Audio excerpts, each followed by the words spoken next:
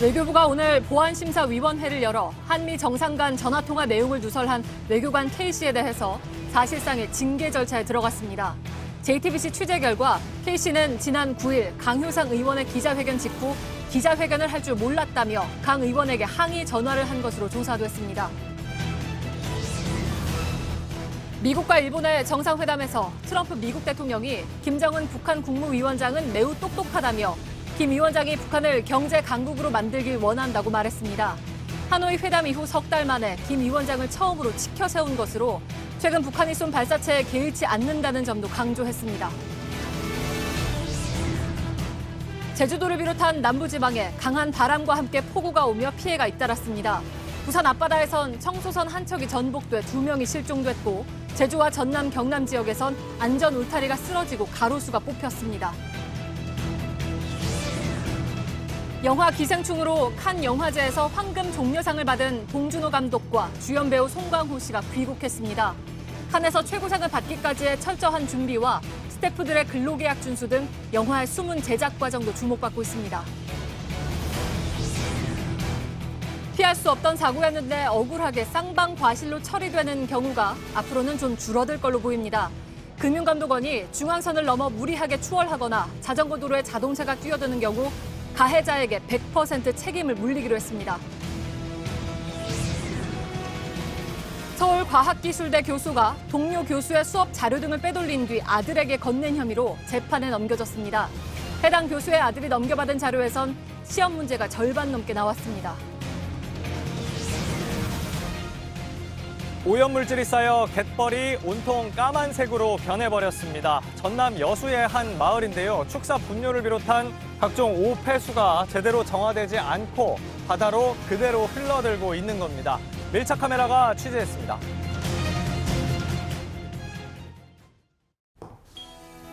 공기청정기가 도로 위로. 내일을 바꾸는 현대수소 전기차. 예, 시청자 여러분, JTBC 뉴스룸을 시작하겠습니다. 한미 정상회담 통화 내용 유출 당사자인 주미 한국 대사관 K씨가 오늘 외교부 청사에서 조사를 받았습니다.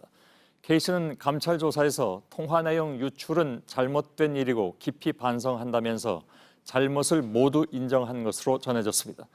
국민의 알 권리라고 주장하는 한국당 강효상 의원과는 사뭇 다른 입장을 보인 셈이죠. K씨는 또 강 의원이 정상 간 통화 내용을 공개할 줄은 몰랐다.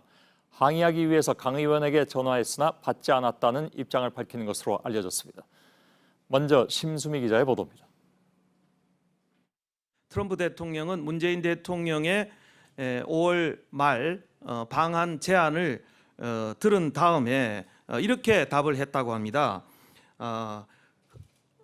흥미로운 제안이다.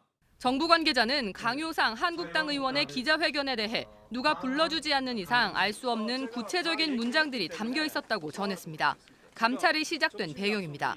그런데 주미 한국대사관 소속 외교관 K씨는 강 의원의 기자회견을 전혀 예상하지 못했다고 합동감찰반에 진술한 것으로 파악됐습니다. 강 의원의 요청으로 한미 정상 통화 내용을 알려준 건 사실이지만 의정 활동에 참고만 할 거라고 생각했다는 겁니다. 실제 포렌식 결과 9일 회견 직후 K씨가 강 의원에게 여러 차례 카카오 보이스톡을 건 흔적이 나왔는데 K씨는 강 의원에게 항의하려고 걸었지만 전화를 받지 않았다고 주장한 것으로 알려졌습니다.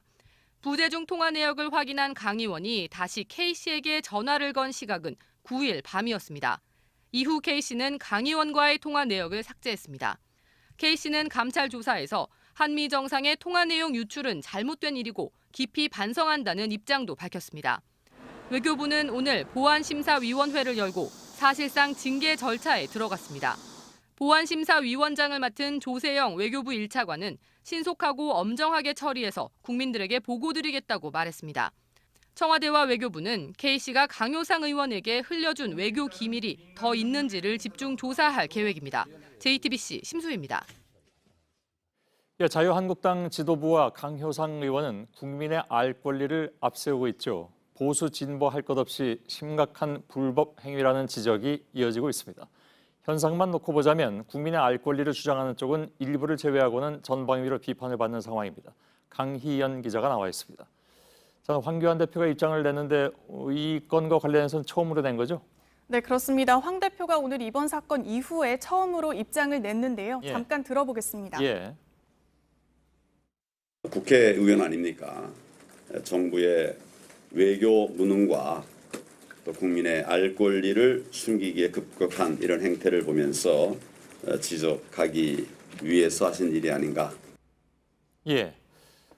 국민의 알 권리를 위해서 공개한 것이기 때문에 공익제보에 해당한다. 근데 이건 전직 외교관들만 해도 이런 의견엔 동의하지 않는 것 같습니다. 네, 오늘 그 김숙 전 유엔 대사가 인터뷰를 했는데요. 이 부분도 잠깐 들어보겠습니다. 예. 불법 또는 비법적으로 획득을 한 것을 공개를 하면서 자기 합리화를 위해서 국민의 알 권리라고 얘기하는 것은 조금 잘못된 거라고 생각됩니다. 예. 네, 김 전 대사는 보수 성향의 관료로 알려져 있습니다. 하지만 이번 사안에 대해서는 이 한국당 지도부와 다른 입장을 밝힌 겁니다. 예.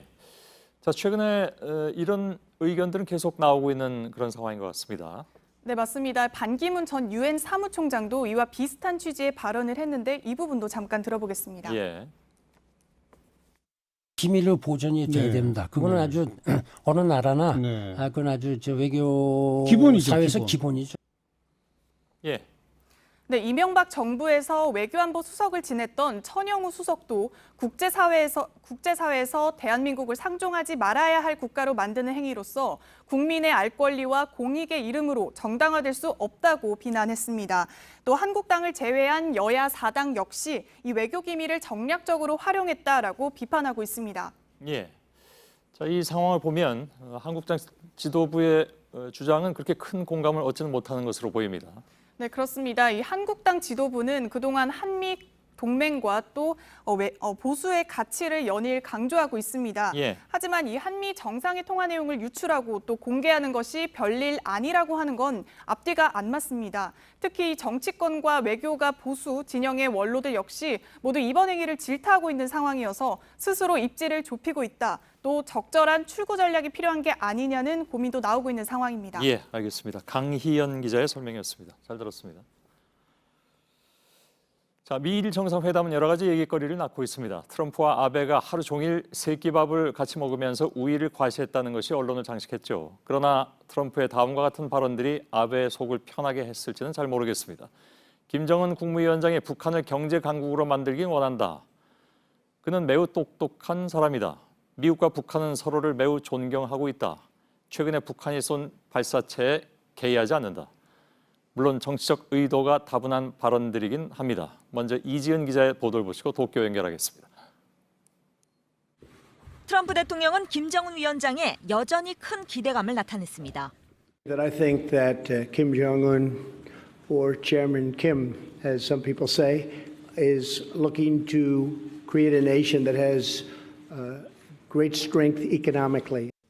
김 위원장을 지켜세우며 비핵화도 촉구했습니다. He knows that with nuclear that's never going to happen. Only bad can happen. He understands that. He is a very smart man. 대화 재개는 언제든 가능하다는 걸 강조하는 것으로 풀이됩니다. 미일 정상회담 직전 모두 발언에선 미국과 북한은 서로를 매우 존경하고 있다고 언급했습니다. 다만 트럼프 대통령은 이날 기자회견에서 북한에 대한 제재 유지는 변함없다고 말했습니다. 2년간 핵실험이 이뤄지지 않아 만족한다고도 했습니다. 최근 북한이 쏜 발사체를 작은 무기들로 표현하며 개의치 않는다는 점도 재확인했습니다. You're not bothered at all by the small missiles. No, I'm not. I am personally not. 핵 미사일 시험 중단을 치적으로 과시해온 트럼프 대통령이 볼턴 국가안보보좌관 등의 엇박자를 신속히 차단한 것으로 보입니다. JTBC 이지은입니다. 예, 지금은 트럼프 미 대통령과 나루히토 일왕의 만찬이 계속되고 있는 시간입니다. 나루히토 일왕은 오늘이 첫 외교 무대에 등장하는 날이기도 합니다.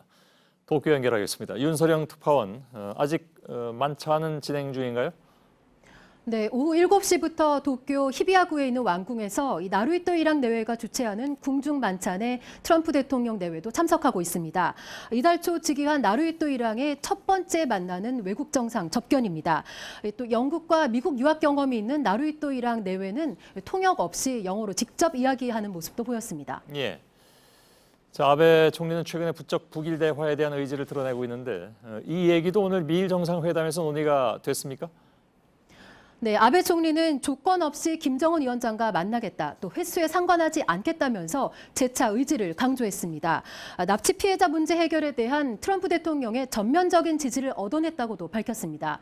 다만 현 시점에서 전망이 서지는 않는다고 말했습니다.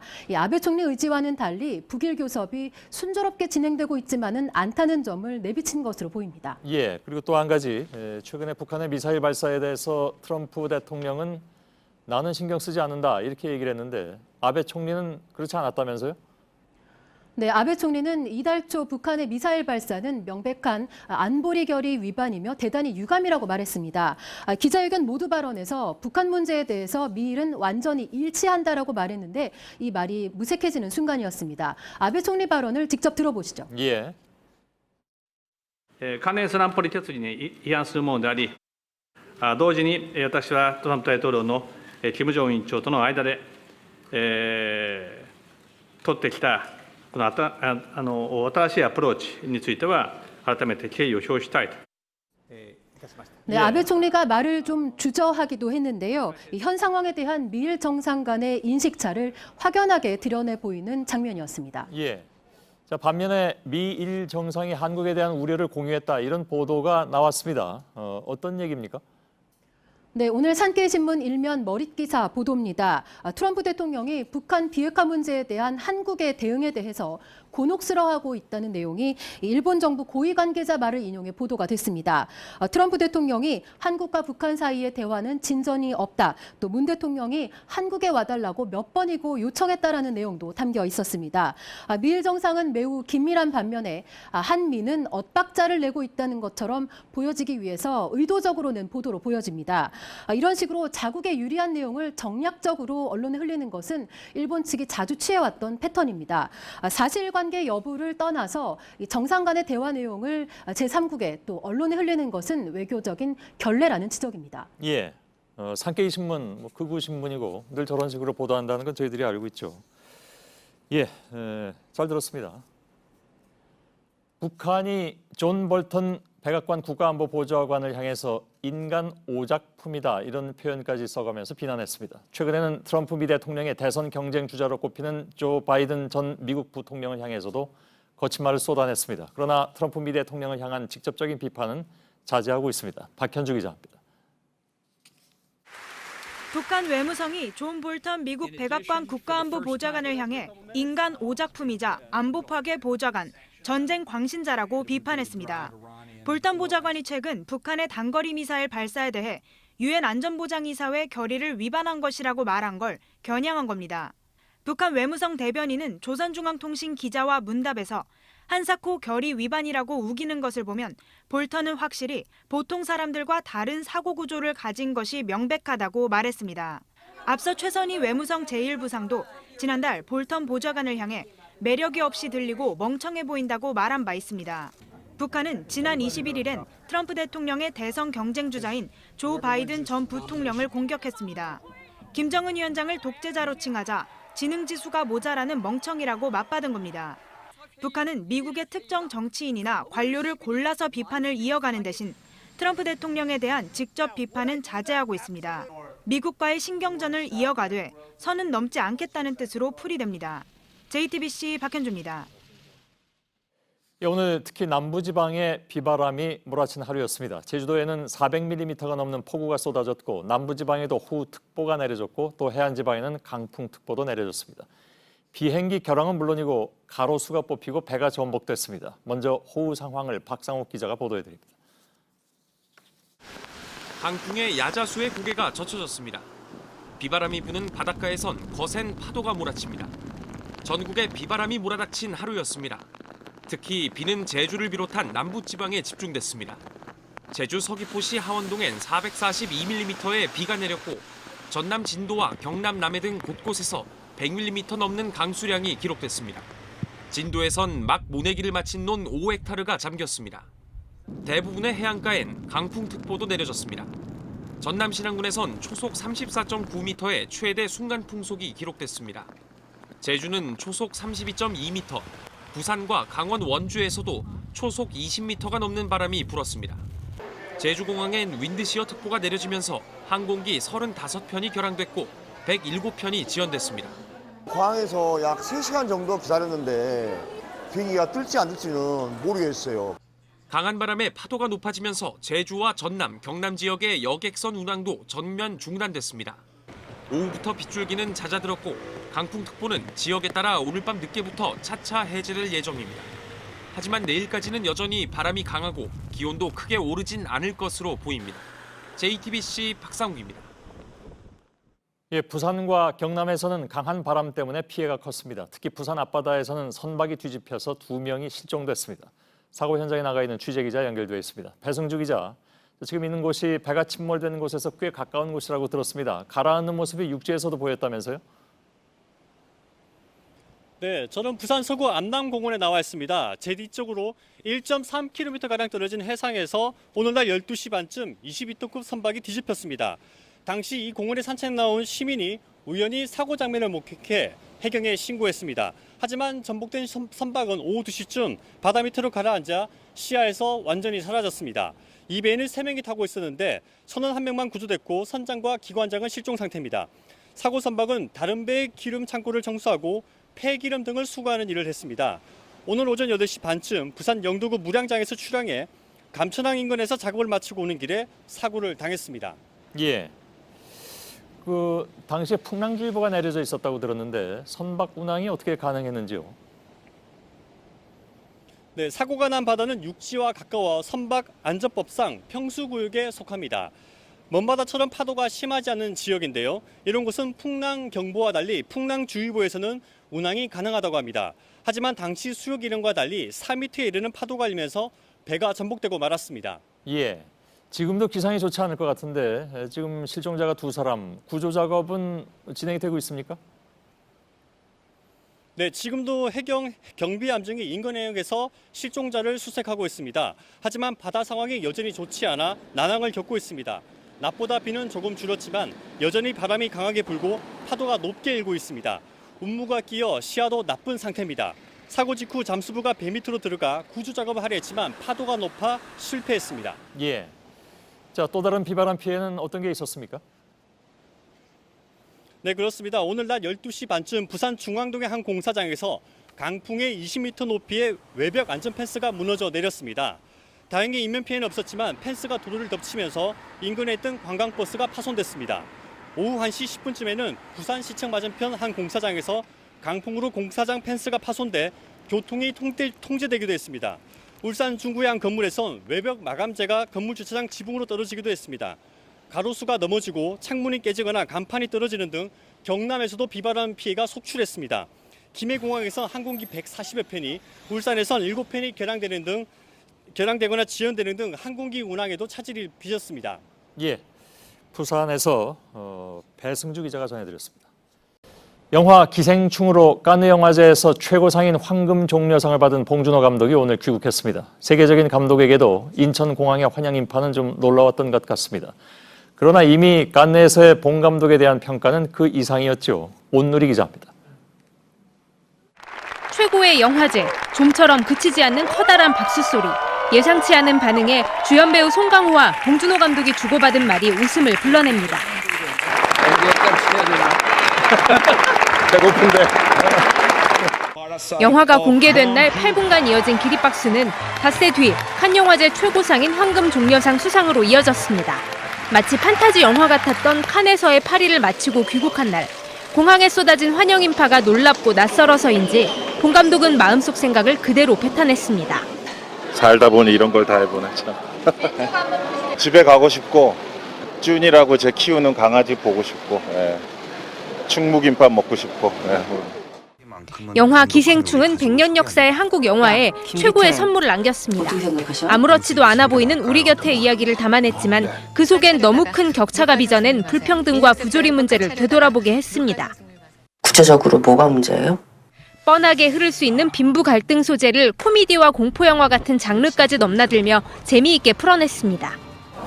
가장 듣고 싶었던 어떤 말이었달까요? 제가 되게 기뻤고요. 수상한 것만큼이나 그 문장 한 줄이 되게 기뻤었습니다. 프랑스 르피가로는 칸의 선택은 황금 종려상 빼고 모두 틀렸다고, 영국 가디언은 타란티노에겐 미안하지만 칸이 옳았다고 평가했습니다. 주연 배우 송강호 씨는 최고의 상보다 작품 그대로를 봐달라고 부탁했습니다. JTBC 온누리입니다. 예, 봉준호표 영화의 가장 큰 매력은 역시 현실을 날카롭게 포착하면서도 쉽고 재미있게 풀어낸다는 점이겠죠. 세상을 달리 보려는 노력과 봉테일이라 불릴 정도로 독특하고 꼼꼼한 작업 방식이 만든 결과물입니다. 강나현 기자입니다. 시나리오를 그림으로 옮긴 스토리보드, 흔히 콘티라고 하는데 봉준호 감독은 이걸 만화처럼 꼼꼼히 그려 배우와 스태프에게 나눠줍니다. 촬영에 들어가기 전 혼자 머릿속으로 영화 한 편을 미리 찍어본 결과물입니다. 어릴 적 소설보다 많이 읽은 만화책 장면을 혼자 열심히 흉내내며 훈련한 덕분입니다. 이렇게 쌓은 경험으로 대학교 때는 학보에 시사만 평을 그리기도 했습니다. 대사와 동작, 소품 등 영화의 모든 요소마다 의미를 담아 치밀하게 배치하는 그에게 현장에서는 봉테일이라는 별명을 붙여줬습니다. 봉준호의 세계의 모든 것이 계산돼 있고 정교하게 구축이 돼 있는 상황이기 때문에 그런 마음에서 배우 입장에서는 굉장히 편하게 접근할 수 있는 것 같아요. 꼼꼼함의 가장 큰 재료는 남들과 다르게 보려는 노력입니다. 6년 전부터 구상한 영화 기생충도 그런 시도가 출발점이었습니다. 살아가면서 전혀 마주칠 것 같지 않은 두 가족이 마주치게 된다면 어떤 일이 벌어질까? 스스로 보편적 장르 영화를 하는 사람이라 말해왔지만 이젠 봉준호라는 새로운 장르를 만들어냈습니다. 이상한 장르 영화를 만들죠. 장르 영화를 만드는데 장르 규칙을 잘 따르지 않고 따르지 않는 규칙 틈바구니로 뭐 사회의 현실이나 이런 것들이 들어가게 되는 것 같고. JTBC 강나현입니다. 예, 그런데 이 영화 기생충이 간직했던 미덕은 또 있었습니다. 배우 송강호 씨가 밥대를 잘 지킨 영화라고 말한 것처럼 영화 기생충은 스태프들의 일하는 시간을 지켜가면서 만든 영화로도 알려졌습니다. 우리 영화 제작 풍토에선 쉽지 않은 일이었습니다. 이도성 기자입니다. 영화 기생충이 칸에서 공개된 뒤 배우 송강호는 봉준호 감독이 영화를 만들며 보여준 세심한 과정을 칭찬했습니다. 가장 정교하게 빛나는 그런 밥대를 너무나 잘 지킨다고. 그래서 식사 시간, 이런 정확한 시간을 지켜가지고 저희들이 굉장히 행복한 환경에서 일할 수 있도록 조성해 주시는 겁니다. 최고 권위의 영화제에서 받은 최고의 상. 기생충은 정상적인 제작 과정을 거쳐 좋은 결과물을 이끌어냈다는 점에서도 눈길을 끕니다. 표준 근로계약서 작성은 물론 영화 만드는 데 집중하다 보면 무시되기 쉬운 일하는 시간을 지키는 것에도 노력했습니다. 이에 따른 영화 제작비 상승에 대해 봉준호 감독은 좋은 의미의 상승이라고 말했습니다. 우리가 유별나게 그런 상황은 아니고요. 이미 2, 3년 전부터 영화 스태프들의 근로 방식이나 급여나 이런 부분들 다 정상적으로 다 정리가 되어 있었어요. 그 부분에 있어서 자랑스럽게 다들 생각합니다, 영화인들. 영화 찍으면서 밥 먹는 시간을 잘 지켜준 영화. 너무나 당연한 얘기 같지만 우리 영화에서는 최근에야 이런 말들이 지켜지기 시작했습니다. 영화 기생충은 좋은 작품성 못지않게 영화계에서 노동의 가치가 인정받고 또 그런 문화가 확산하는 계기를 만들었다는 점에서 박수를 받고 있습니다. JTBC 이도성입니다. 네, 교통사고가 났을 때 분명히 상대방 잘못인 것 같은데 보험회사에선 양쪽 책임이라고 하는 경우가 적지 않았죠. 이런 억울한 쌍방 과실이 앞으로는 줄어듭니다. 가해자의 100% 과실로 처리하는 경우를 오는 30일부터 크게 늘리기 때문입니다. 구체적으로 어떤 경우인지 성화선 기자와 짚어보겠습니다. 성화선 기자, 그러니까 한쪽 운전자가 모두 잘못했고 다른 쪽은 잘못이 없다. 이렇게 보는 사고 유형이 늘어난다는 거죠? 네, 그렇습니다. 지금까지는 한쪽이 100% 과실이다 이런 경우는 9가지 정도밖에 없었습니다. 네. 신호 위반을 하거나 혹은 정지돼 있는 차량을 딜에서 들이받는 정도였는데요. 이번에 33개가 추가됩니다. 어떤 경우가 있는지 예를 들어 설명해 보겠습니다. A 차량이 직진을 하고 있었는데요. 뒤에 있던 B 차량이 중앙선을 침범하면서까지 앞으로 끼어들다가 사고가 난 경우입니다. 지금까지는 A 차량도 20% 정도의 책임을 져야 했습니다. 하지만 앞으로는 B 차량이 100% 책임을 져야 합니다. 네, 좀 이렇게 되면 억울하게 보험금이 오르는 경우도 줄 것 같은데요. 그리고 아예 기준 자체가 없는 경우도 있었다면서요? 네, 그렇습니다. 대표적으로 자전거 전용 도로에서 난 사고가 그런 경우였습니다. 자전거 전용 도로로 갑자기 자동차가 뛰어들어서 자전거를 들이받는 경우입니다. 지금까지는 딱히 기준이 없어서 자전거 운전자가 오히려 10% 책임을 진 사례도 있었습니다. 하지만 앞으로는 끼어든 자동차 쪽이 100% 책임을 져야 합니다. 또 있습니다. 직진과 좌회전이 가능한 이른바 직좌차선이라고 하죠. 여기서 사고를 낸 경우도 마찬가지입니다. 직진과 좌회전이 모두 가능한 차선에 있던 A차량이 동시 신호에 맞춰서 직진을 하고 있었습니다. 이때 직진만 가능한 옆 차선의 B차량이 좌회전을 하면서 사고가 나는 경우가 종종 있습니다.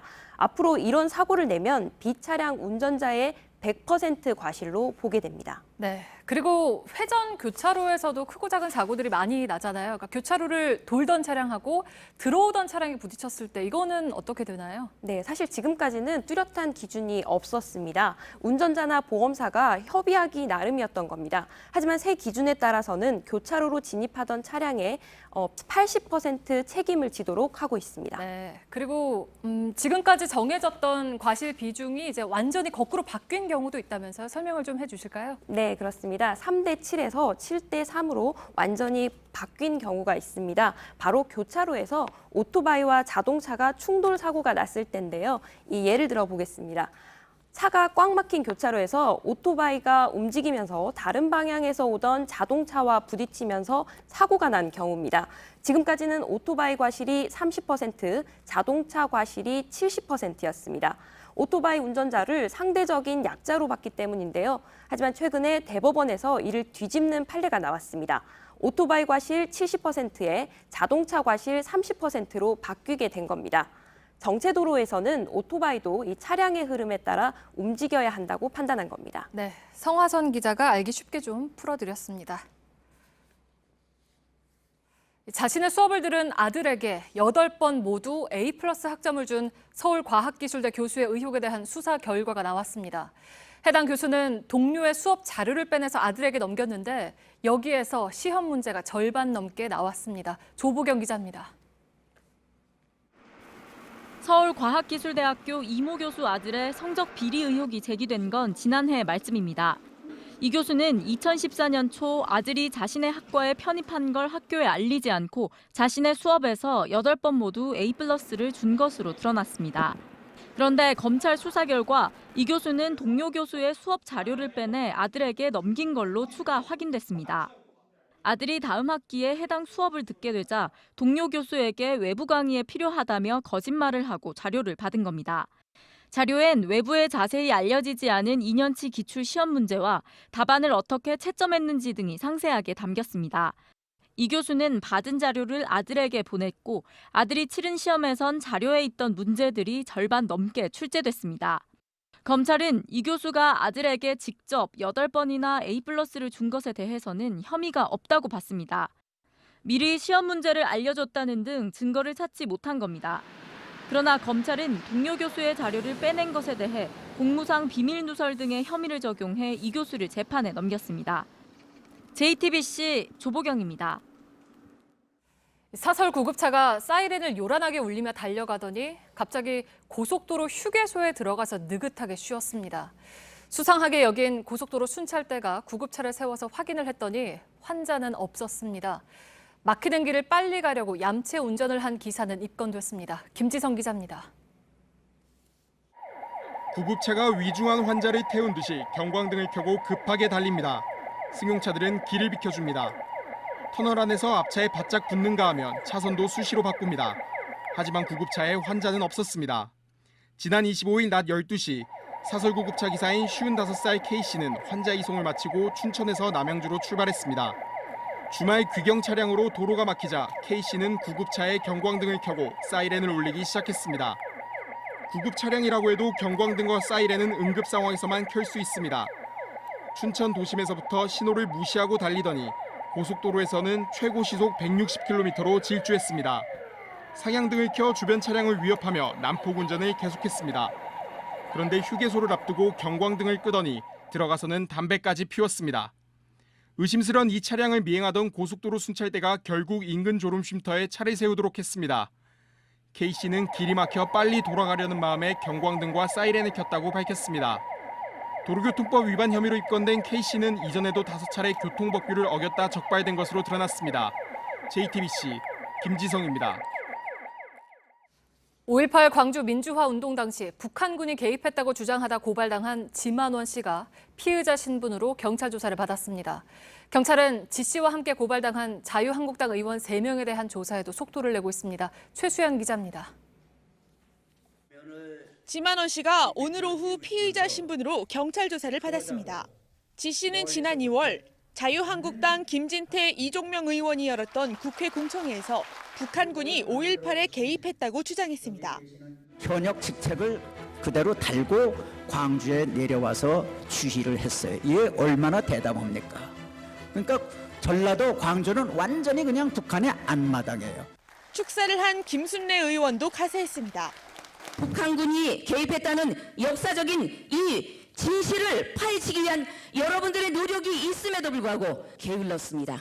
5.18 시민단체가 지 씨와 함께 김진태, 이종명, 김순례 의원 3명을 명예훼손과 모욕 혐의로 경찰에 고발해 수사가 본격 시작됐습니다. 경찰은 오늘 소환한 지만원 씨 진술 등을 토대로 수사 방향을 결정할 예정입니다. 또 경찰은 자유한국당 의원 3명 중 2명에게 의견서를 받았고 나머지 1명에게도 의견서를 달라고 독촉 중이라고 했습니다. 이들의 의견서 등을 토대로 조사 방식을 결정할 방침입니다. JTBC 최수연입니다. 김학의 수사에 외압이 있었다는 의혹과 관련해서 검찰이 대통령 기록관 압수수색을 모두 마친 것으로 파악됐습니다. 박근혜 정부 청와대 민정수석과 민정비서관 등이 경찰 수사를 무마하려고 했는지 밝히기 위한 수사가 이제 분수령을 맞은 것입니다.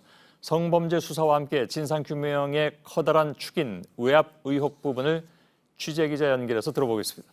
송우영 기자가 나가 있습니다. 박근혜 정부 초기에 기록을 확보하기 위한 대통령 기록관 압수수색이 모두 끝났다고요? 검찰은 지난주 금요일 세종시에 있는 대통령 기록관에 대한 압수수색을 모두 마쳤습니다. 한 달이 넘게 진행된 건데요. 확보한 자료들을 분석하는 데만도 작업이 만만치가 않다고 합니다. 압수수색에선 어떤 자료 확보를 위해서 그렇게 압수수색을 한 겁니까? 앞서 법무부 과거사위원회는 2013년 초 박근혜 정부 당시에 곽상도 청와대 민정수석 그리고 이중희 민정비서관이 경찰 수사에 외압을 행사했다면서 수사를 권고했습니다. 이에 따라서 검찰은 당시 경찰 수사 지휘 라인에 대해서 부적절한 인사 조치가 있었는지 또 청와대에 김학의 전 차관 관련 어떤 첩보들이 올라왔는지를 확인하려고 한 겁니다. 검찰은 당시 청와대 수사 외압과 관련이 있을 수 있는 2013년 2월부터 4월까지의 자료들을 모두 확보했다고 합니다.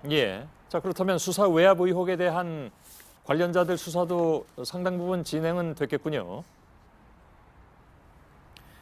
수사 외압 의혹의 핵심은 청와대가 당시 경찰청장을 교체하고 이어서 경찰 관계자들에 대한 좌천성 인사를 했는지, 그래서 결과적으로 수사에 영향을 미쳤는지입니다. 이를 위해서 당시 경찰청장과 경찰 수사팀 관계자들에 대한 조사도 이미 마쳤습니다. 다만 수사 의뢰가 됐던 곽상도, 이중희 두 청와대 전 관계자들에 대한 조사는 아직까지는 서면으로만 진행됐다고 합니다. 그럼 소환 조사를 하지 않는 이유는 뭔가요?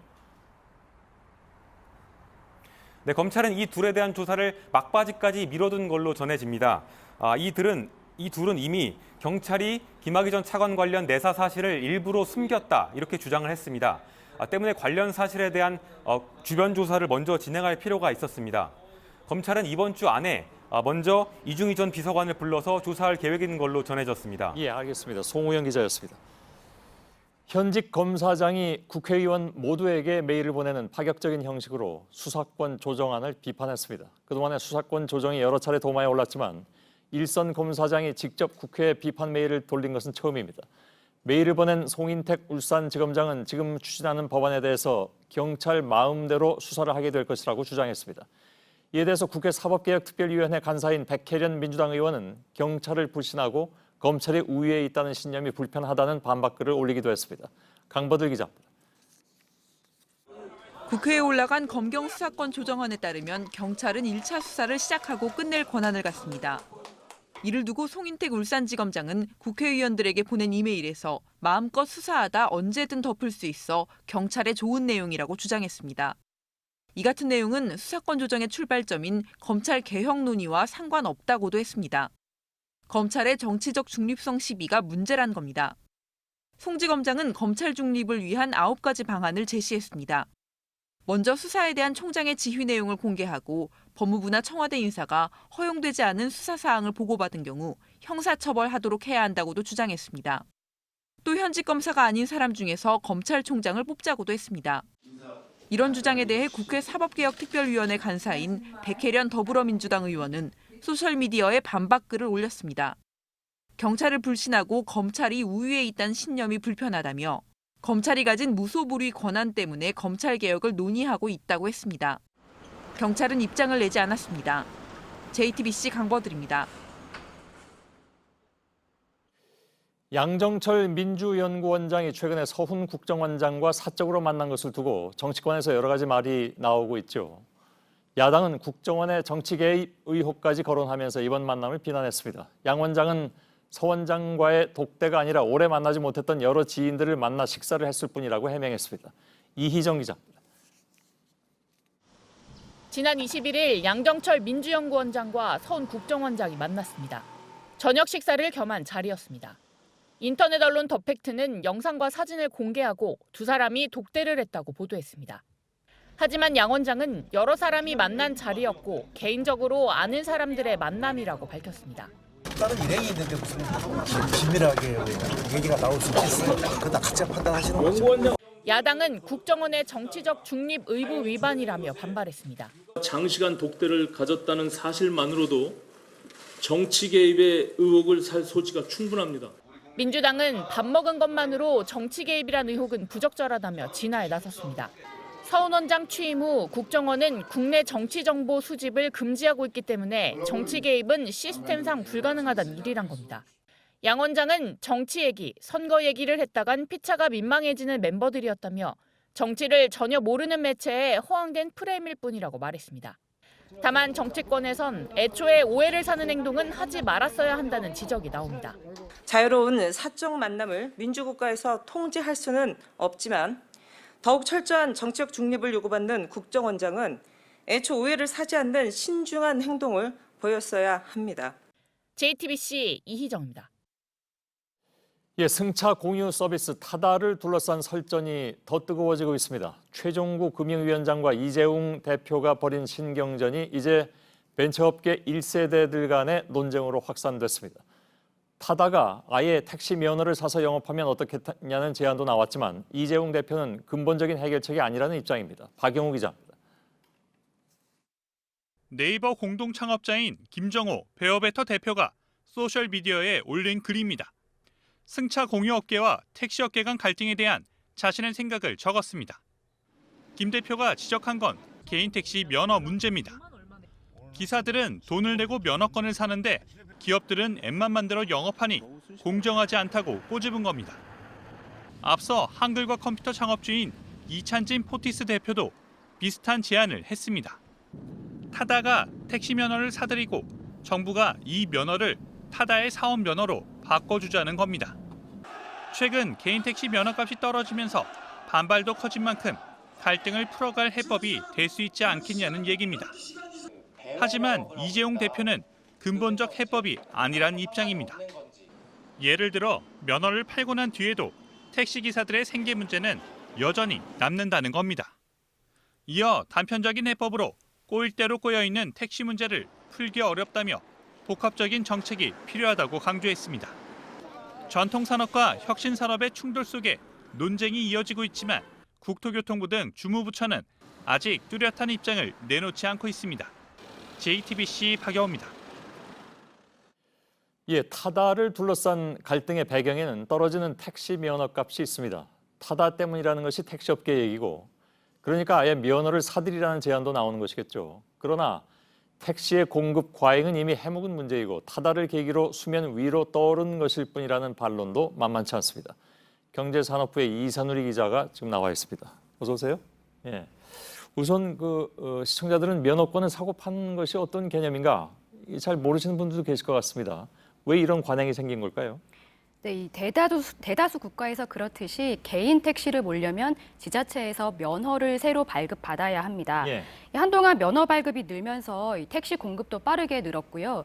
2005년엔 공급이 지나치다는 지적이 나오면서 총량제가 도입됐습니다. 예. 이후 이 대다수 지자체에서는 신규 면허 발급이 중단됐습니다. 따라서 새로 개인 택시를 몰려면 기존 택시기사에게서 면허를 사야 합니다. 예. 면허권을 사고판 뒤에는 구청에 신고하면 되는데 이때 자연스럽게 시세가 형성됩니다. 일종의 상가 권리금 같은 성격이 된 겁니다. 예. 상가 권리금 이렇게 하니까 금방 또 와닿기는 합니다. 근데 면허값이 최근에 많이 떨어졌다고 하잖아요. 그게 타다 때문이라는 주장이 나온 거고. 네, 예. 떨어진 건 사실입니다. 서울시에다가 물어봤는데 지난해 9천만 원 내외였던 이 면허권 가격은 이제 6천만 원대에서 거래되고 있습니다. 예. 타다가 나오면서 개인 택시를 하려는 사람이 줄었다는 게 택시업계의 얘기입니다. 예. 그래서 아예 이제 타다가 면허권을 사들여라 이런 얘기가 나오는 것 같은데, 근데 그렇게만 하면 문제가 풀릴 것이냐? 그렇게 쉽지만은 않아 보입니다. 예. 이 출퇴근 시간 또 심야 시간에 택시가 부족하다는 얘기는 좀 변론으로 하더라도 예. 이 택시는 전반적으로 과잉 상태입니다. 서울시는 5년마다 용역을 맡겨서 적정 택시 대수를 추산하는데요.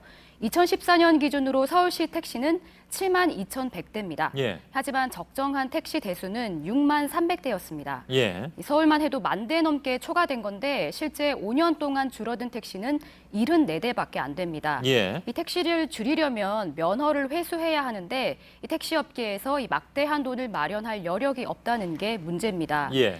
이 개인 택시 기사들도 다른 생계 대책이 없다 보니까 쉽게 면허를 넘기려고 하지 않죠. 그러다 보니까 고령의 기사들이 운전대를 계속 잡는 문제도 생기고 있습니다. 예. 지금 아무튼 업계끼리 싸우고 있고 갈등이 점점 심화되고 뭐 그런 상황인데, 정부가 무슨 뭐 대책 같은 걸 내놓거나 아니면 준비하고 있는 게 있나요? 짤막하게. 이 앞서서 이 최종구 금융위원장이 설전을 벌이고 나섰는데 예. 사실 이 문제의 주무 부처는 국토교통부입니다. 그렇죠. 예. 이 문제는 택시 관련 권한은 대부분 지자체에 넘어가 있다는 건데요. 또 예산 투입은 기획재정부 권한입니다. 이게 다 나눠져 있군요. 그렇습니다. 예. 이 택시 월급제 시행 그리고 플랫폼 택시에 대한 규제는 국회가 법을 정비해서 해결할 문제고요. 그래서 이렇게 책임이 쪼개져 있다 보니까 한 발 비껴선 채 타협하라고만 할 뿐 앞장서는 곳은 없는 상태입니다. 예. 얼마 전에 버스 파업 사태와 유사한 구조인데요. 예. 이 버스처럼 문제가 터지기 전에 정부와 국회가 더 적극적으로 나서야 하는 이유입니다. 예, 알겠습니다. 이세누리 기자였습니다. 네, 우리나라 국민이 낸 병원비 중에 65살 이상인 노인의 진료비가 지난해 처음으로 40%를 넘었습니다. 건강보험 적용을 받는 진료비 77조 6천억 원 가운데 31조 6천억 원가량이 노인 진료에 들어간 겁니다. 우리나라가 고령화 사회에 진입한 18년 전보다 비율은 2배, 액수는 무려 15배 늘었습니다. 고령 사회의 한 단면이죠. 당장 이들을 부양하고 있는 중장년층의 부담이 큽니다.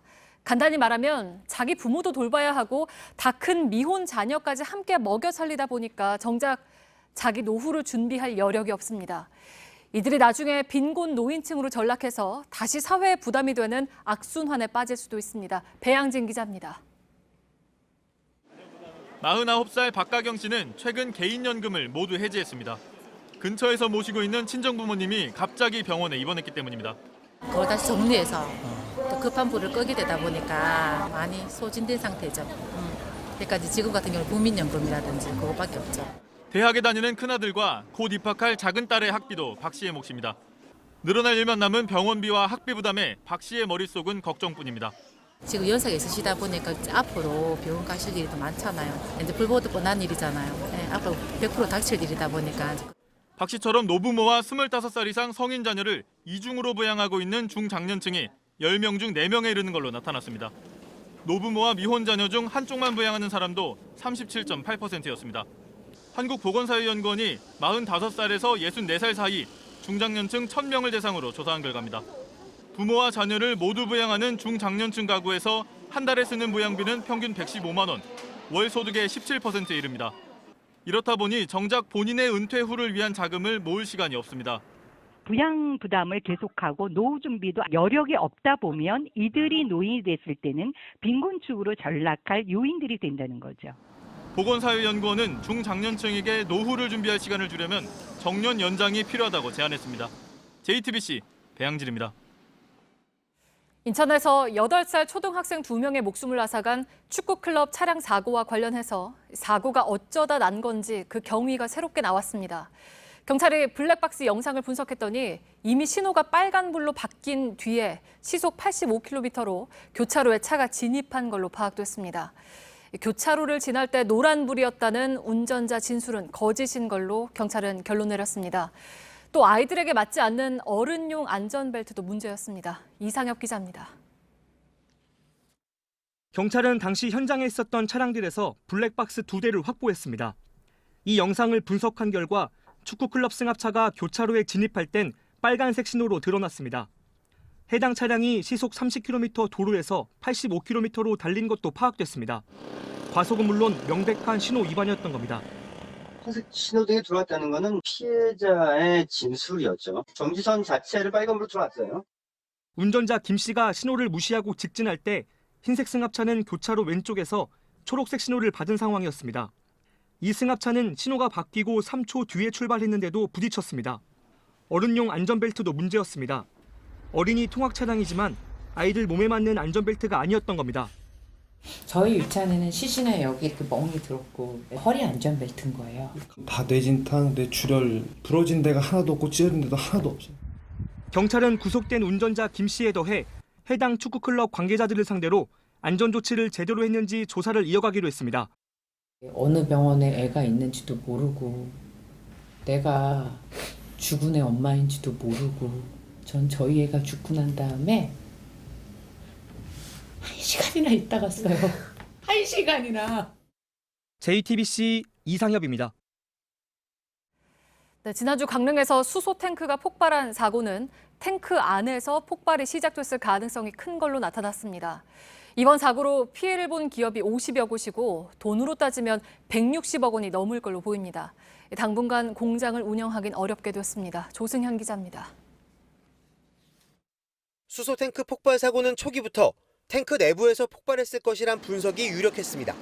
나흘째 이어진 현장 감식에서 이를 뒷받침하는 증거들이 나왔습니다. 폭발한 탱크는 이중으로 된 철판을 용접으로 이어붙여 만들었습니다. 그런데 탱크 잔해에선 이음매가 아닌 판 부위가 바깥쪽으로 찢어진 모양이 나타났습니다. 또 탱크 안쪽 면에만 그을음이 묻어 있었습니다. 탱크 자체의 결함이나 부실 시공 가능성, 압력 조절 장치 문제 등이 거론됩니다. 한편 이번 폭발 사고로 오늘까지 54개 기업이 피해를 봤다고 신고했습니다. 잠정 피해액만 160억 원이 넘습니다. 강원 테크노파크 입주기업 피해가 대부분인데 정밀 장비가 많은 세라믹 업종이라 피해가 더 컸습니다. 아직 신고를 안 하거나 액수를 밝히지 못한 곳도 많습니다. 일단 당장 6개월에서 1년까지도 생산을 할 수 없다라면은 저희도 사지로 내몰리는. 강원 테크노파크는 피해 기업들에게 임시 사무실을 제공했습니다. 산업단지 내 임시로 사용할 수 있는 공장도 알아보고 있습니다. 하지만 산업 특성상 단시간 내 공장 재가동은 어려울 전망입니다. JTBC 조승현입니다. 네, 지난 2월이었습니다. 재향군인회가 운영하던 장례식장의 대표가 스스로 목숨을 끊은 사실을 저희가 보도해드렸습니다. 당시 향군이 해당 대표에게 장례식장 운영을 불법으로 위탁했다는 의혹이 나왔는데요. 최근 보훈처가 해당 향군의 장례식장 사업을 취소하기로 했습니다. 보훈처가 직접 향군 사업을 취소한 건 처음입니다. 박병현 기자입니다. 경기도 여주의 한 장례식장입니다. 지난해 1월 재향군인의 상조회가 86억 원에 구입했습니다. 그런데 지난해 12월 해당 장례식장을 운영하던 향군의 여주지회장 창모 씨가 스스로 목숨을 끊었습니다. 당시 창 씨는 직원 월급도 못 주고 각종 공과금과 빚에 시달렸던 것으로 드러났습니다. 임대를 할 생각은 전혀 없었고 남편은요 저랑 얘기할 때 창 씨가 숨진 이후 그의 차에서 발견된 건 향군과의 임대차 계약서. 재향군인회법상 향군은 수익사업을 직접 운영해야 하는데 창 씨에게 이를 맡긴 겁니다. 이후 보훈처 조사가 이어지자 향군은 보훈처를 상대로 행정심판을 청구했습니다. 향군 상조회가 상법을 근거로 만든 자회사기 때문에 임대 영업을 금지한 재향군인회법을 따르지 않아도 된다는 겁니다. 지난 3월 행정심판위원회는 향군 청구를 기각하고 보훈처의 손을 들어줬습니다. 이후 보훈처는 향군의 장례식장 매입 자체를 취소했습니다. 보훈처가 직권으로 향군의 수익 사업을 취소한 건 이번이 처음입니다. 보훈처는 장례식장 사업과 함께 관련 여행 사업도 취소할 계획입니다. 해당 사업에 대한 타당성 조사나 보훈처 심의도 받지 않았다는 겁니다. 향군 관계자는 보훈처를 상대로 행정소송을 검토 중이라고 밝혔습니다. JTBC 박병현입니다. 허리케인 수준의 강한 바람을 동반한 토네이도가 열흘째 미국 중서부를 휩쓸고 있습니다. 지금까지 248건의 토네이도가 발생했습니다. 강한 바람에 비에 그리고 우박까지 내리면서 적어도 11명이 숨졌습니다. 심지어 이런 현상이 당분간 계속될 걸로 보입니다. 황혜린 기자입니다. 부서진 나무 잔해들만 나뒹굽니다. 원래 집이 있던 곳이지만 흔적조차 보이지 않습니다. 거꾸로 고꾸라진 집도 있습니다. 현지 시간 25일 밤 최고 시속 265km의 토네이도가 오클라호마의 엘리노에 들이닥쳤습니다. 허리케인 최고 등급에 버금가는 초속 70m 이상의 위력입니다. Condition, we have absolutely had 2 fatalities. You know, we've been through this before with our experience. We just have come off a flood the last week. 이날 30명 가까이 다쳤습니다.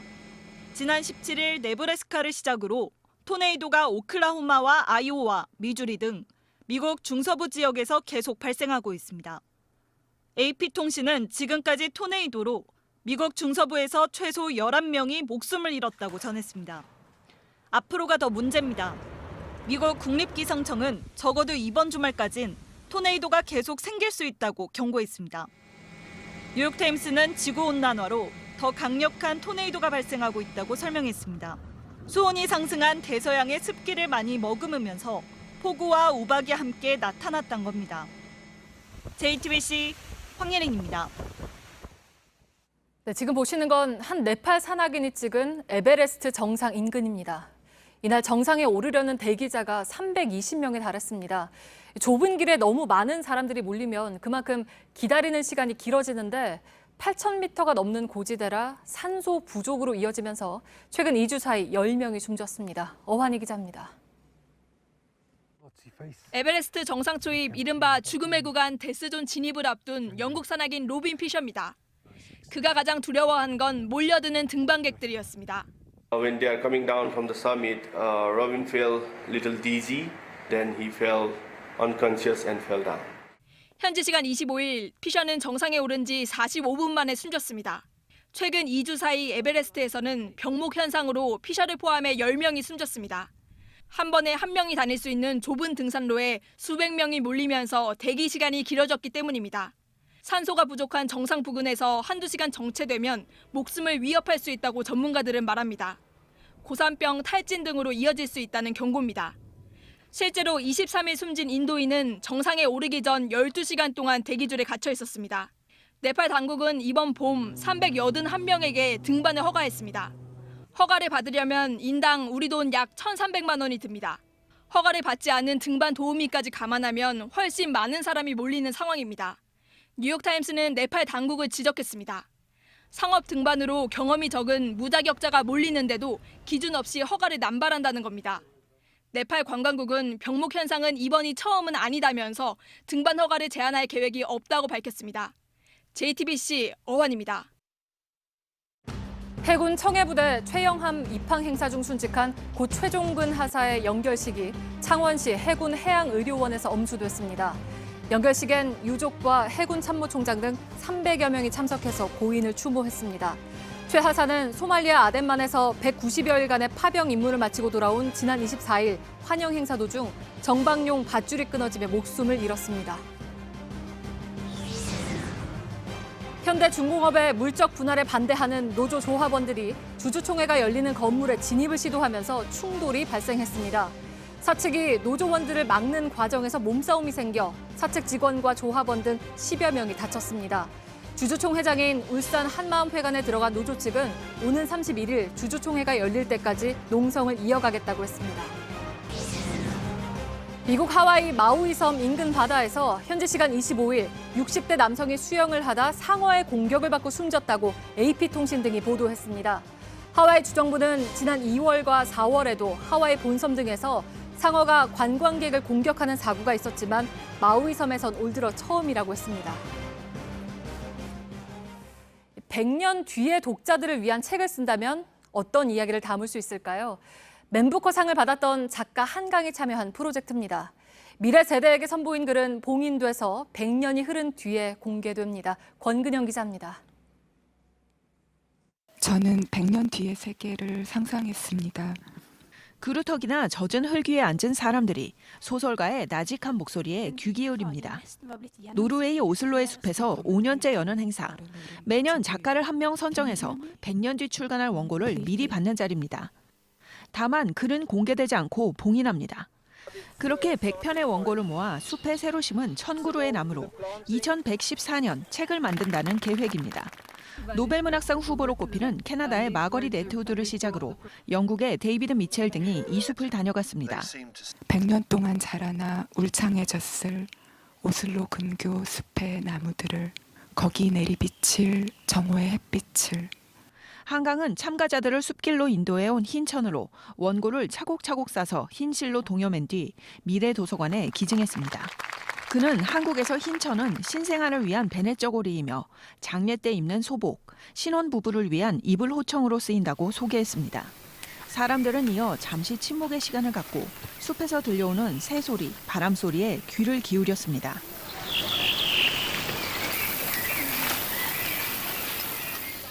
그렇게 시간에 대해, 삶과 죽음에 대해, 지금 함께하는 모두가 없어져도 계속해서 이어질 다음 세기에 대해 상상했습니다.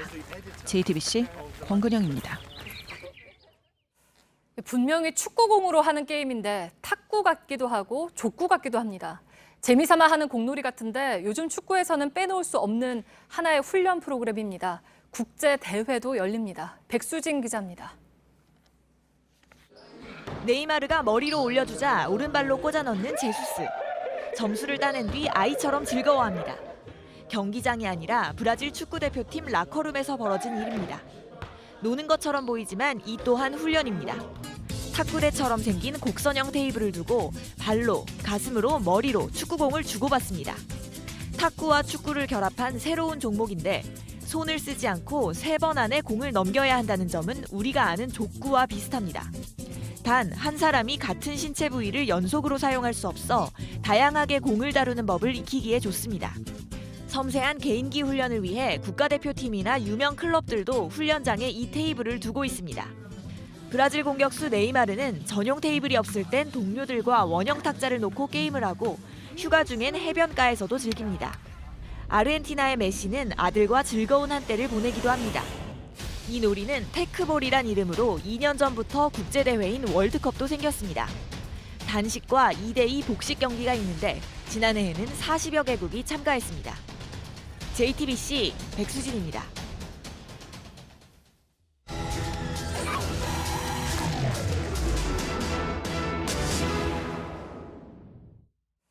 여수 앞바다 하면 노래 가사처럼 낭만적이고 깨끗하면 좋을 텐데 각종 오염에 시달리고 있습니다. 생태계를 해치는 것뿐 아니라 어민들 먹고 사는 문제도 걸려 있습니다. 박민규 기자입니다. 전남 여수의 한 마을입니다. 바닷물이 빠지면서 이 마을에 붙어있는 갯벌의 모습이 드러났는데요. 진한 회색빛을 띠고 있습니다. 안쪽을 한번 퍼보면요. 이렇게 오염물질이 까맣게 뻘처럼 변한 모습을 볼 수가 있습니다. 상당히 오랜 시간 동안 쌓여온 걸로 보이는데 이 뒤쪽에 보이는 게 이 마을의 오후 폐수를 바다로 흘려보내는 수문입니다. 과연 정화는 제대로 되고 있을까요? 1920년대부터 한센병 환자들이 모여 살던 정착촌. 주민들은 영농조합을 꾸려 생계를 자체 해결해 왔습니다. 그런데 마을 축사들은 낡았고 절반 이상이 폐허처럼 방치돼 있습니다.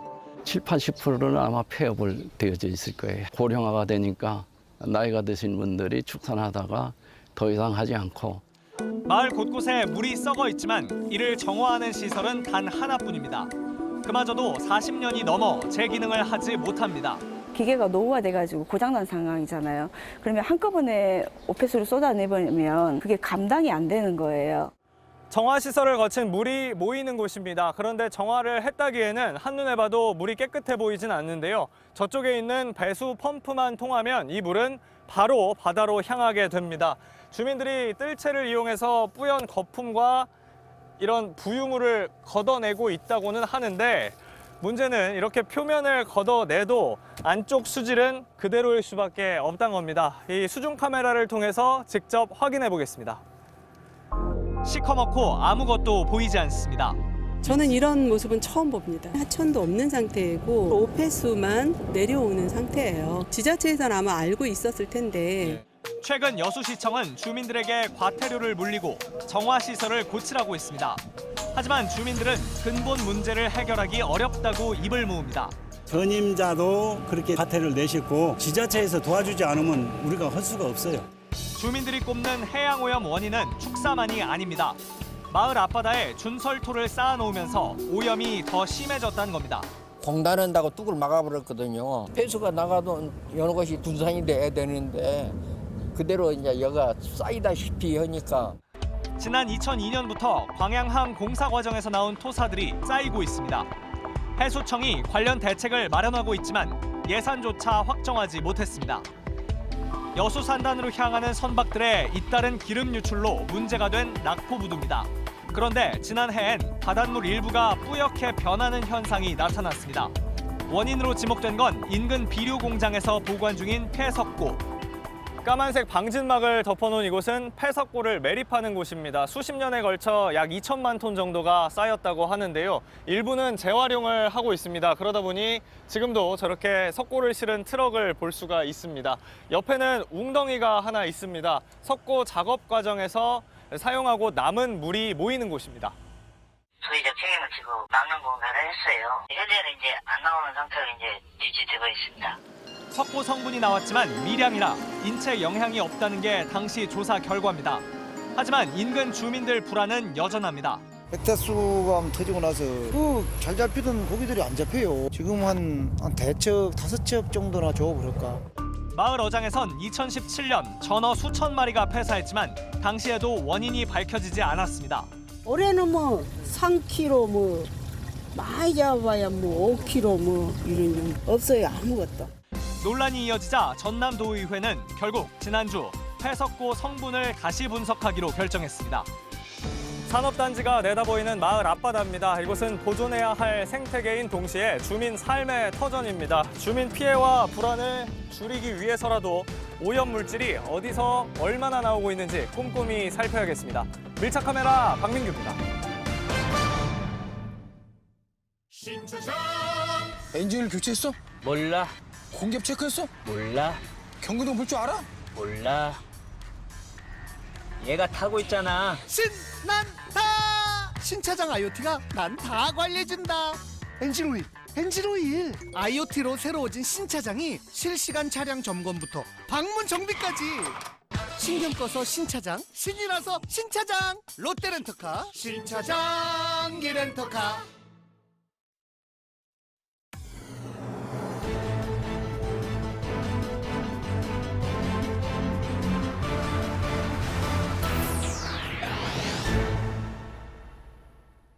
예, 뉴스룸의 앵커 브리핑을 시작하겠습니다.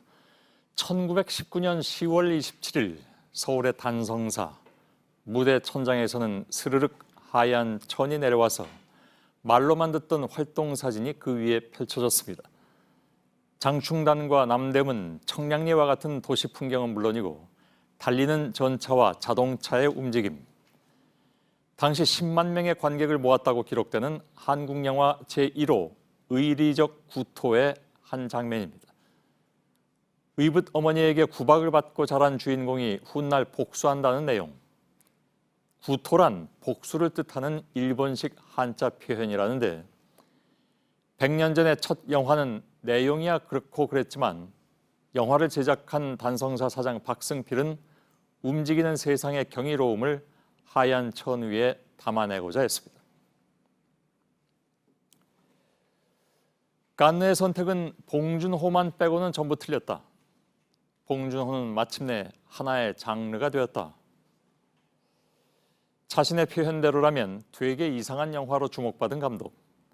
그 역시 100년을 이야기했습니다. 그의 영화적 성취는 의리적 구토 이후에 100년의 축적이 있었기에 가능했던 일이었겠죠. 또한 같은 날 노르웨이 오슬로의 미래 도서관. 작가 한강은 자신뿐만이 아니라 자신의 아이도 존재하지 않을 100년 뒤의 세상을 상상했습니다. 100년 뒤에 인쇄하여 출간할 작품을 깊이 봉인하는 행사. 작가는 미래의 세상에 대한 의구심을 굳이 감추려 하지 않았고 심지어 종이책이 남아있을 것인가를 의심했지만 그래도 그는 애써 희망을 찾으려 했습니다. 두 사람이 그려낸, 그래서 훗날의 사람들이 기억해줄 오늘의 세상은 어떤 것일까? 상생과 공생이 아닌 기생이 화두가 되어버린 세상.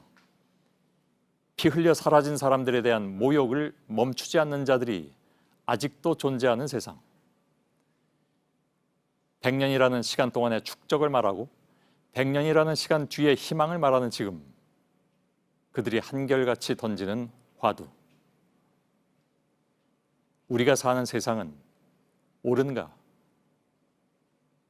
오늘의 앵커 브리핑이었습니다.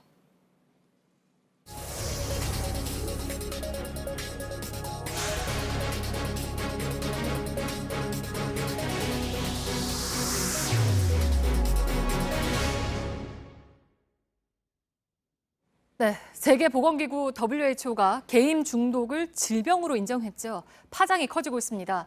당장 정부 부처에서 의견이 엇갈립니다. 보건복지부는 이 결정을 어떻게 적용할지 논의하겠다고 했습니다. 하지만 문화체육관광부는 게임 산업에 안 좋은 영향을 줄 수 있다면서 난색을 표했습니다. 학부모 단체와 의료진 그리고 게임업계의 반응도 뚜렷하게 엇갈리고 있습니다. 먼저 최규진 기자입니다. 보건복지부는 다음 달부터 민관협의체를 만들어 게임 중독과 관련한 대책을 논의할 계획입니다. 의료계도 환영하는 분위기입니다. ADHD의 어떤 부산물 같거나 아니면 우울증의 한 형태로 밖에 이게 들어갈 수가 없기 때문에 그러니까 아픈 것, 질병은 치료하는 게 맞잖아요. 도로교통법을 강화한다고 해서 자동차 업계가 망합니까? 학부모 단체들도 게임 중독이 아이들에게 심각한 문제라고 주장했습니다. 굉장한 스트레스 상황에 노출돼 있을 때 그것도 그 하나의 게임 중독으로 가는 경우가 많다고 생각이 되기 때문에 앞서 심야에 청소년의 게임 이용을 막는 이른바 셧다운제가 2011년 국내에서 시행된 뒤 2013년에도 게임을 중독으로 분류하는 법안이 나왔습니다. 게임 중독을 일종의 정신질환으로 규정해 예방과 치료를 해야 한다는 내용입니다. 하지만 지나친 규제라는 반대에 부딪혀 법안은 폐기됐습니다. 6년 만에 다시 벌어진 논란에 게임업계는 강하게 반발하고 있습니다. 게임 중독을 분류하거나 질병으로 봐야 할 과학적 근거가 부족하다는 겁니다. 너무 성급한 의사결정이라고 생각을 하고 있습니다. 게임이라는 게 결과물로서 게임의 과몰입 현상이 나타나는가, 게임 그 자체가 과몰입을 초래하는가, 이런 어떤 연구들이 현재 충분하게 되어 있지 않습니다. 게임을 해설하는 유튜버들도 나섰습니다. 근데 이제 중독이라기보다는 과몰입에 가깝다라는 게 스트레스, 그다음에 뭐 과잉 기대라든지 과잉 간섭이라든지 단순히 넌 병이야, 너 그렇게 하면 안 돼 라고 하면서 이걸 질병으로 해가지고 치료를 해봤자. 게임 산업 주무부처인 문화체육관광부도 WHO에 공식적으로 이의를 제기하기로 하면서 복지부와 엇박자를 내고 있습니다. JTBC 최규진입니다. 네, 이런 가운데 정부가 게임 중독 기금 도입을 검토하고 있다는 보도가 나왔습니다. 술과 담배처럼 게임도 건강 부담금을 거둘 수 있다는 거죠. 바로 팩트체크 하겠습니다. 오대영 기자, 사실입니까? 그렇게 보기 어렵습니다. 지난 20일 한 언론이 게임 중독세 추진 논란이라는 보도를 했습니다. 하지만 보건복지부는 즉각 반박했습니다. 네. 그런데 오늘 게임 중독 기금 검토라는 기사가 또 나왔습니다. 술과 담배처럼 게임 회사의 매출의 일정 금액을 건강 부담금으로 거둘 수 있다라는 내용입니다. 복지부는 검토한 사실이 없다고 밝혔지만 이미 온라인에 이런 내용이 많이 퍼졌습니다. 네, 그럼에도 일부 네티즌들이 걱정하거나 의심하는 데에는 좀 이유가 있는 것 같은 게 게임 중독세 주장이 과거에도 여러 차례 나왔었잖아요. 네, 특히 정치권에서 나왔습니다. 2013년 국회에 발의된 두 법안을 보겠습니다. 게임 중독자를 치유할 기금을 게임사에 내게 하자는 내용입니다. 게임 중독이라는 개념에 대해서 사회적인 합의도 없는 상태에서 세금을 먼저 얘기하다 보니까 큰 논란이 됐습니다. 결국 폐기됐습니다. 이후 다시 논의된 적은 없습니다. 네. 그리고 또 지금 문제가 문체부하고 복지부 입장이 완전히 다르다는 거잖아요. 근데 네. 사실 이것도 어제 오늘 일이 아니죠. 그렇습니다. 2013년으로 거슬러 올라가는데 게임을 4대 중독으로 관리한다는 범정부 대책이 나왔습니다. 그러나 두 부처가 충돌했습니다. 그래서 좌초됐습니다. 2016년에도 복지부가 단독으로 질병 코드 추진을 발표하자 두 부처가 이렇게 또 부딪혔습니다. 지난해 국정감사에서 다시 거론됐는데 복지부는 찬성, 이후 문체부는 반대했습니다. 내리 6년째 비슷한 상황이 되풀이되고 있습니다. 네. 사실 이렇게 찬성하고 반대가 뚜렷한 경우면 무엇보다 중요한 게 공론화 아니겠습니까? 근데 그런 과정이 없었나요? 네, 2013년 법안이 앞서 발의됐을 때 이미 답은 내려져 있었습니다. 게임업계와 학부모, 관련 부처가 함께 모여서 논의하자라는 내용인데 하지만 이런 시도는 최근까지 거의 없다시피 했습니다. 관건은 우리가 사회적 합의를 얼마나 이루고 권고사항인 WHO 기준을 받아들일지 여부입니다. 그걸 결정하는 논의를 지금부터 시작해야겠습니다. 네, 팩트체크 오대영 기자였습니다.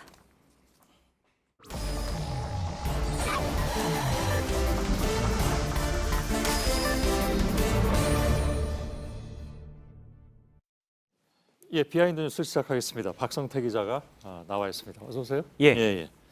열어볼까요? 네, 첫 키워드는 지옥을 보았다로 잡았습니다. 영화 제목입니까? 영화 제목에서는 악마를 보았다인데요. 그런가요? 지옥으로 좀 바꿨습니다. 예. 최근 정치권에서 비슷한 언급이 나와서인데요.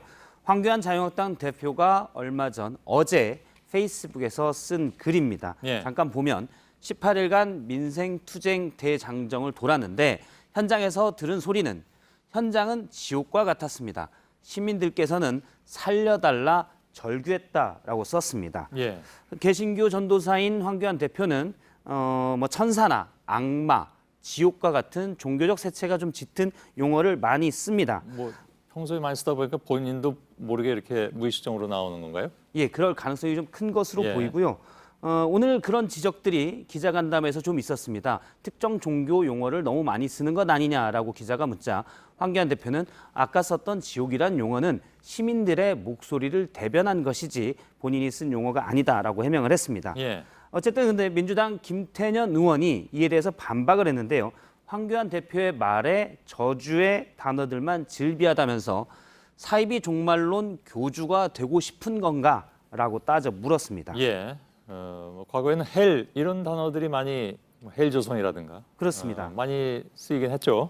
예, 헬조선은 2015년에 한 조사에 따르면 청년들이 공감한 신조어 2위에 오르기도 했습니다. 예. 당시 1위는 금수저, 흑수저였고요. 예. 인터넷 커뮤니티에서 아무리 노력해도 상황이 나아지지 않는다라는 현실을 반영해서 쓰였는데요. 노오력 이렇게 쓰곤 했죠. 예. 예. 좀 더 힘들 때는 노력이라고 쓰기도 했습니다. 당시는 박근혜 정부 때인데 박근혜 당시 대통령은 이런 용어들이 쓰이는 것에 큰 불만을 가졌었습니다. 예. 그래서 이듬해 광복절 기념식에서 세계가 부러워하는 우리나라를 살기 힘든 곳으로 비하하는 신조어들이 확산되고 있다라면서 우려를 나타내기도 했습니다. 예. 이때가 2016년인데요. 이때는 황교안 국무총리 시절입니다. 예. 물론 객관적인 차이는 있겠지만 이런 내용들을 볼 때 여든 야든 내가 집권했을 때는 좋은 나라고 상대방일 때는 지옥으로 보는 것 아니냐라는 비판이 나옵니다. 예.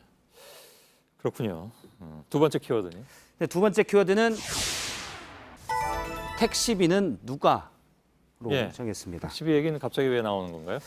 서훈 국정원장과 양정철 민주연구원장이 얼마 전에 만찬 회동을 해서 논란이 되고 있는데요. 예. 야당에서는 총선을 1년도 안 남기고 여당의 싱크탱크 수장이 정보부처의 수장을 만난 것이 부적절하다라고 지적하고 있고 단독 원장은 지인들과 그냥 밥 먹은 자리다라고 하면서 대립을 하고 있습니다. 예. 단독 두 사람의 만남은 아니었던 모양이죠? 그렇습니다. 다른 지인들이 좀 있었던 것으로 밝혀졌고요. 양정철 원장은 민간인이 있기 때문에 공직에 있는 사람이 아닌 사람이 있기 때문에 그 사람들을 다 공개할 수는 없다라고 얘기를 했습니다. 예. 이 회동을 취재한 것은 더 팩트라는 인터넷 언론인데요. 양정철 원장은 본인을 미행해서 취재했다며 황색 저널리즘이라고 비판하기도 했습니다. 그런데 더 팩트에서 오후에 추가로 영상을 좀 공개를 했습니다. 회동이 끝난 뒤에 다음에 서훈 국정원장과 양정철 민주연구원장이 식당 바깥에서 인사를 하고 나갔는데 예. 모범 택시가 나간 다음에 한 대 지금 영상에 보입니다. 와서 서 있고 지금 왼쪽에 붉은 동그라미가 식당 주인, 앞서 오른쪽이 양정철 민주연구원장인데 양정철 민주연구원장이 택시에 탄 뒤에 저렇게 식당 주인이 택시비를 냈다는 겁니다. 예. 팩트에서 식당 주인에게 물어봤더니 예전부터 양정철 연구원장이 손님으로 자주 와서 알고 있었고 언젠가 뉴스를 보니까 아무 직책도 안 맡고 있다. 또 아무것도 안 맡겠다는 얘기를 들어서 좀 짠한 마음에 택시비를 내줬다라고 했습니다. 예. 출발하기 전에 기사님께 택시비를 드렸더니 양 원장이 안 돼 그랬는데 일단 가시라고 하면서 택시비를 냈다고 합니다. 예. 더 팩트는 정치권 관계자들을 인용해서 어떻게 택시비를 식당에서 내주냐? 그러면 식사비는 누가 낸 거냐라는 말을 따졌습니다. 예. 아무튼 현 정부의 핵심 인사로 분류되니까 이런 얘기들도 자꾸 나오는 거겠죠. 예. 양정철 원장의 입장은 뭐였습니까? 그럼 이거에 대해서? 저 기사가 나자마자 기자들에게 문자로 입장문을 보냈습니다. 예. 근거 없는 폭로라고 했는데요. 일단 내용을 좀 보면 제 식사비는 제가 냈습니다라고 했고요. 현금 15만 원은 식당 사장님께 미리 드렸고 나중에 갈 때 원래는 일반 택시를 불러달라고 했는데 가격이 좀 더 비싼 모범 택시를 불러주니까 식당 주인이 좀 미안하기도 하고 그래서 아마 택시비를 대신 내준 것 같다. 그리고 간만에 봤는데 좀 반갑기도 하고 또 앞서 들었듯이 양정철 원장이 직책이 없는 걸로 알고 있어서 뭐 식당 주인의 정확한 표현하면 백수로 알고 있었다라고 얘기가 그분은 됐습니다. 뉴스를 잘 안 보시는 모양이군요. 예, 최근에 민주연구장을 맡은 것은 확인을 못했던 모양입니다. 예. 물론 민주연구장은 양정철 원장은 무급으로 일하고 있긴 합니다. 아, 그런가요? 예. 그래서 그중 식사비 준 것 중에 5만 원을 식당 주인이 택시 기사분에게 내준 것뿐이다라고 해명을 했습니다. 예. 양정철 원장의 국정원장 회동 논란이 계속되고 있는데 뭐 과거 국정원의 정치 개입이 많았기 때문에 그런 기억 때문인 것으로 보이고요. 하지만 양정철 원장의 주장에 따르면 2년 만에 돌아와서 옛 지인들을 그냥 만난 자리다. 정치 행위가 아닌 사람 도리로서 만난 자리다라고 주장했습니다. 예, 알겠습니다. 아무튼 뭐 오늘 많이 뉴스가 되긴 했습니다. 예.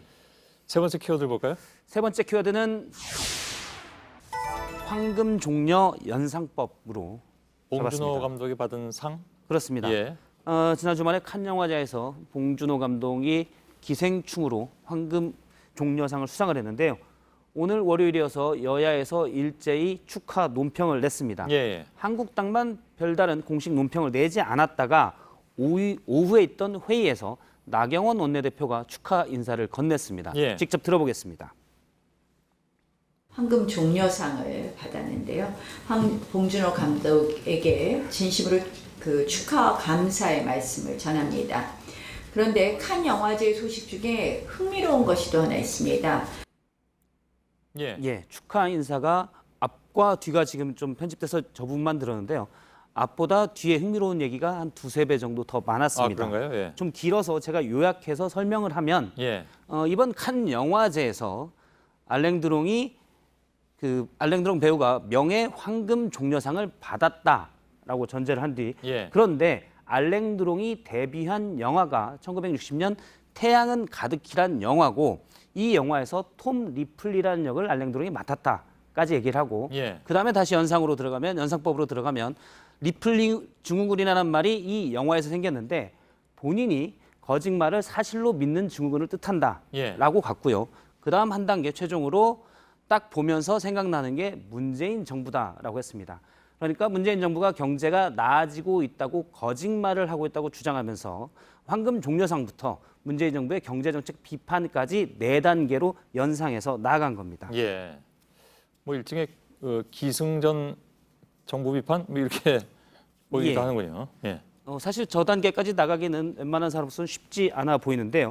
물론 야당으로서 비판은 할 수 있지만 봉준호 감독의 황금 종려상 축하에 대해서는 좀 인색한 것 아니냐라는 비판이 있습니다. 앞서도 얘기했지만 발언 부분이 리플리 증후군 얘기가 훨씬 더 길었습니다.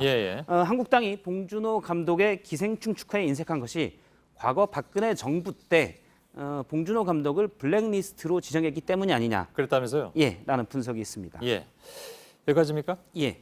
박성태 기자였습니다. 수고했습니다. 네, 내일 오전엔 남부지방을 중심으로 흐리다가 오후부터 전국이 맑겠습니다. 내일 아침 최저기온 서울 12도, 광주 13도로 오늘보다 쌀쌀하겠지만 낮 기온은 서울 25도, 대전은 26도까지 오르겠습니다. 초미세먼지 농도는 전국이 좋음일 거라는 예보입니다. 예, 뉴스룸 끝나고 소셜 라이브 진행하겠습니다. 오늘 밀착 카메라 팀이 나올 예정입니다. 저희들은 내일도 최선을 다하겠습니다. 여러분 고맙습니다.